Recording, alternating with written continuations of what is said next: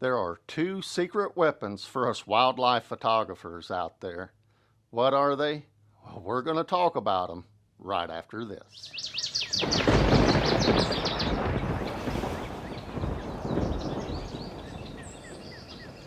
Welcome to the Wildlife Gallery.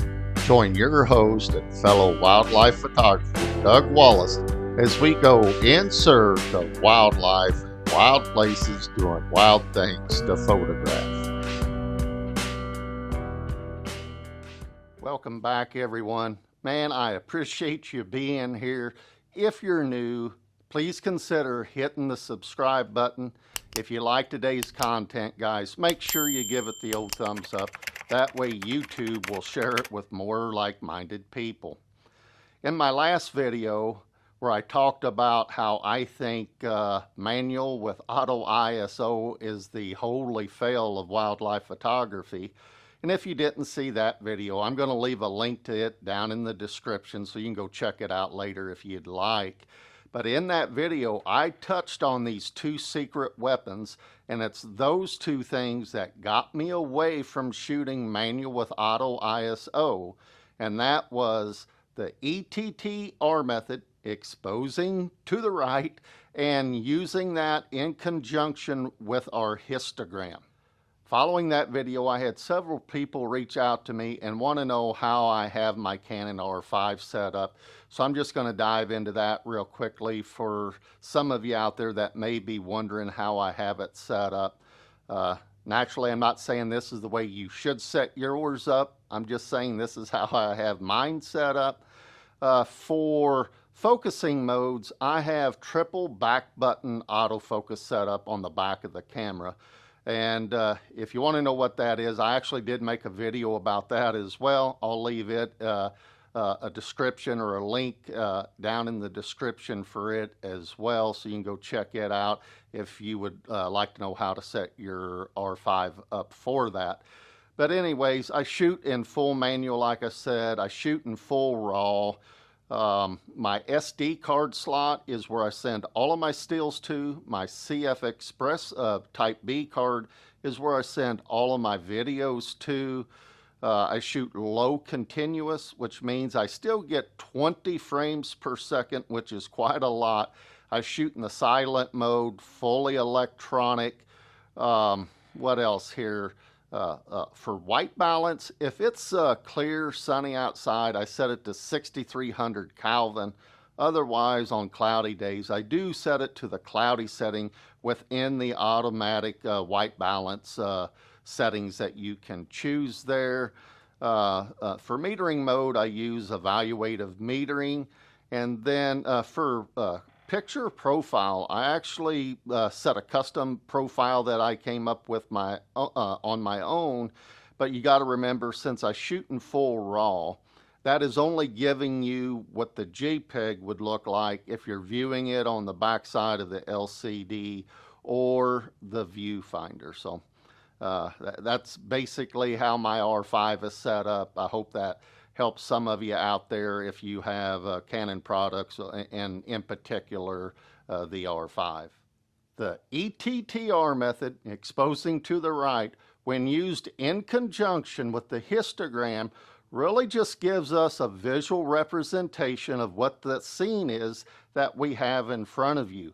When we're looking through our viewfinder or looking at that scene on the in live mode on our LCD, those two things are really just mini TVs for us to see that scene in real time.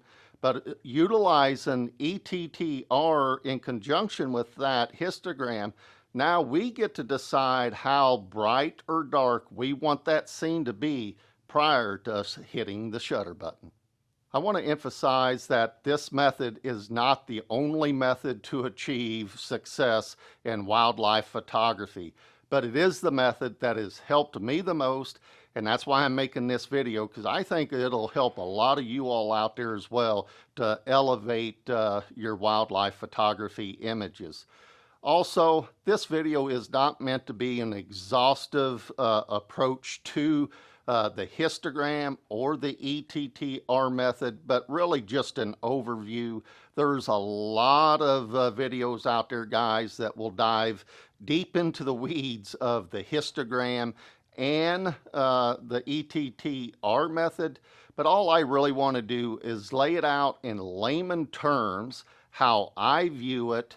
So that's what today's video is. So if you hear something or you see something here that doesn't make sense, it's just how I understand it. So if you want to learn more in-depth stuff about the histogram or the Ettr method, I would encourage you to research that here on YouTube or Google or wherever to get a better understanding of that. I'm just going to give you how I understand it and a broad overview of those two and how I use them out in the field. Let's get into now what is a histogram.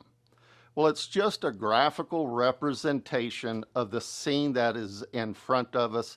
It's going to be in a horizontal format that you can activate in your camera. Most of them are going to have 5 quadrants in there. And on the left-hand side is just going to be the dark or the shadows. On the right-hand side is going to be your whites or the highlights. And in the middle is going to be what we call the midtones. Don't really worry about the peak of any of those. It's the peak is just showing you how many pixels of darks or midtones or highlights that you have within that scene. We as wildlife photographers are more concerned about whether all of those pixels are on the left-hand side or the right-hand side, and this is called clipping. And the reason why this can be a problem is that if you're crushing the left or crushing the right, there's no more detail left in your shadows or your highlights to be able to recover in post-processing. Now, there is a caveat here. If you're doing that for artistic reasons, that is different. But essentially, if you're crushing the left or the rights, there's no detail left for us to pick up when we go into post-processing. Ettr, exposing to the right, well, that's a technique in digital photography that's been used for a pretty long time. And what it does is it maximizes the amount of light that your camera sensor has captured, resulting in a better signal to noise ratio, really just meaning less noise in your shadows. But it also gives you more detail, greater dynamic range in the brighter parts of the photograph, and allows you to recover detail in the shadows so long as you're shooting in the RAW format, giving you one more reason you ought to shoot in RAW.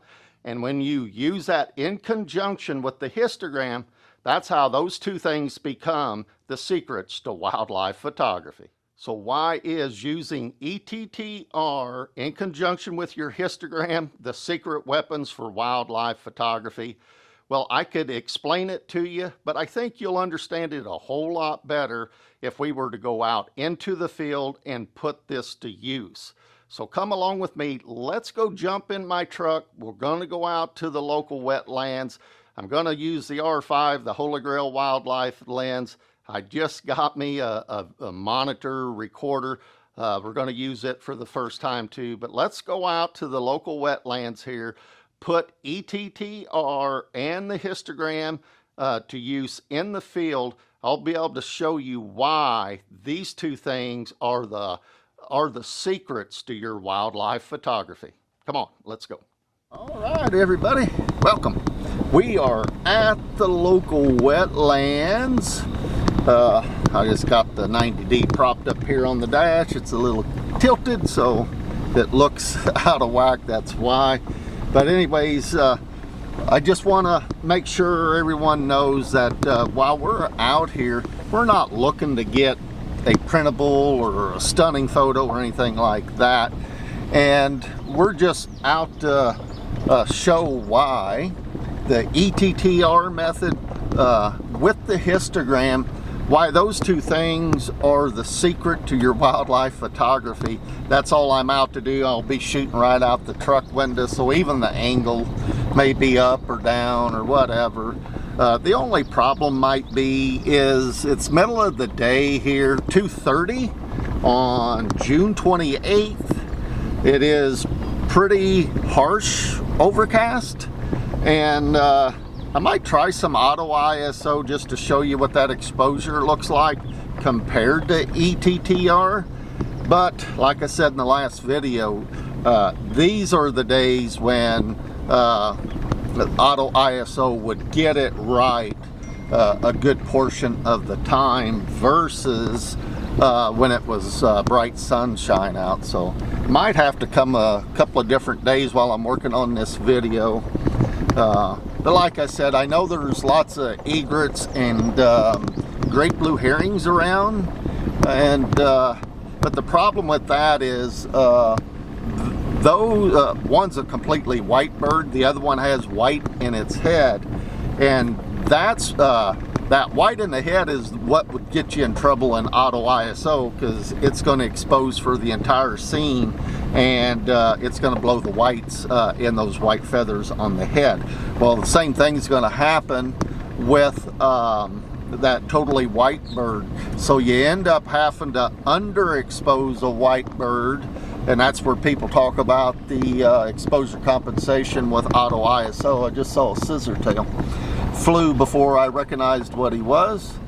But anyways, I don't know that we'll find anything today other than egrets and great blue herrings to take a photo of. So I may have to improvise and do something else. But anyways, we're out here. We're going to give it a shot, and I appreciate you tagging along. So unfortunately, out at the wetlands, the only thing I did incur were the great egrets and the great blue herrings. And like I said, those can be pretty difficult to expose, especially when you're trying to describe how to use it in a video like this. So when I got home, I went into my office and I exposed a couple of white-tailed deer shoulder mounts and a pronghorn antelope mount there. All right, guys, let's take a look at some EV footage from our time out at the wetlands. The first three here are of a sleepy great blue herring, giving me plenty of time to try 3 different exposures. If you'll notice in the bottom right-hand corner, the only setting I'm changing is my ISO. Also, pay attention to the histogram in each one of those exposures. You'll also notice we have a little clipping or blown detail in the white feathers on top of this heron's head, but I believe we can clean this up with DxO Pure Raw prior to going to post-processing. Then we follow that up with a great egret that I shoot in full manual with auto ISO. Pay attention to the ISO and the histogram here and how much detail is blown in the white feathers. When I press the shutter button, it shows up in black. Then the next one is of the same great egret again. I still have enough time to try another exposure. I'm still in auto ISO mode, but after I press the eye detect here, I'm able to adjust the ISO myself and get a different exposure. Now, we're going to go into my office and take a look at the white-tailed deer mounts, that antelope mount, and how I expose to the right. Pay special attention to how far right I go. I'm hugging the 4th line or the 5th quadrant there. This is where my R5 gives me the very best file. Well, I hope you were able to learn something from these videos on the ETTR method that I was showing you on the great egrets and the whitetail shoulder mounts and that antelope there. Remember, ETTR is that technique is for us to expose a scene as far right as we can without blowing the highlights. All of that's going to depend on the species that's in front of you, just like the great egret and the great blue herring. Those white feathers typically have to be underexposed, or because you just can't go very far right, or you're still going to blow the detail out of them. And also, if you're out there practicing this method and you get a series of shots, do not be afraid to rinse and repeat. Get a different series of shots with different settings there, different exposures, because when you get to your computer and you're plug this in, make sure you activate the histogram on whatever software you use for editing, And as you start going through there looking at those images, you're going to find where your camera, your particular camera and sensor likes to expose to give you the best detail with the greatest dynamic range and the less noise in that image that is possible out there. And it takes practice and time doing that. But I think if you get out in the field, practice this technique, you're going to find out that the Ettr method in conjunction with your histogram, those two things really are the secrets to your wildlife photography. I appreciate you watching. Don't forget to like, share, and subscribe. If you would, please get out there, practice this in the field, guys, but make sure you're safe while you're doing so. I'm positive somebody at home would like to see you again.